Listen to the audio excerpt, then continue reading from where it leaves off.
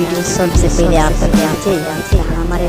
channel को subscribe करें और साथ में बेल आइकन दबाना मजा मारो तारे तारे तारे दूसरा के सोहे जाके मजा मारो तारे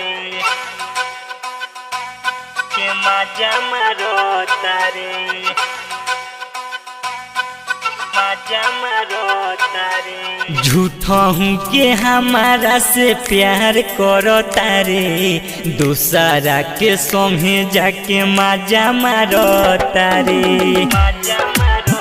तारे मजा मारो तारे झूठा हूँ के हमारा से प्यार करो तारे दूसरा के सोहे जाके मजा मारो तारे डीजे मनीष रक्सौल झूठा हूँ के हमारा से प्यार करो तारे दूसरा के संगे जाके मजा मारो तारे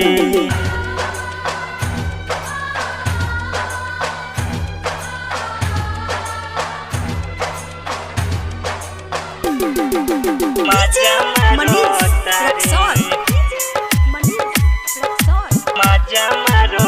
तारे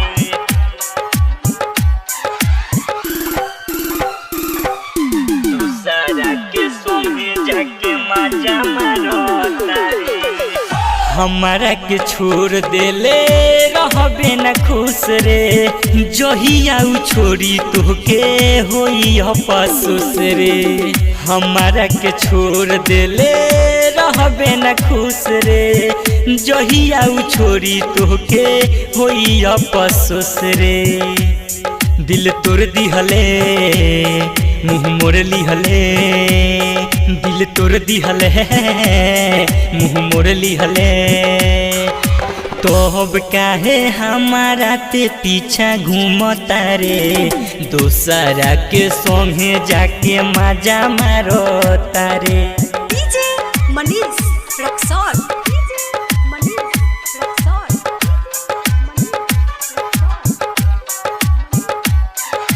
ललचा रिकॉर्डिंग स्टूडियो गोपालगंज दूसरा के संगे जाके मजा मारो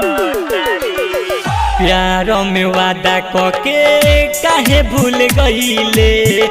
परदी प्रेमी के कहिया छोड़ले प्यारों में वादा कके ते भूल गईले डीजे विकास के बहिया छोड़ले तोरा बाट न लाज बात कहता नियाज तोरा बाट न लाज बात कहता नियाज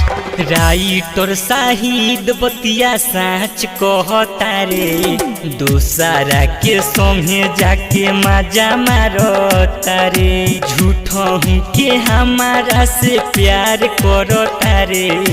दूसरा के संगे जाके मजा मारो तारे मजा मारो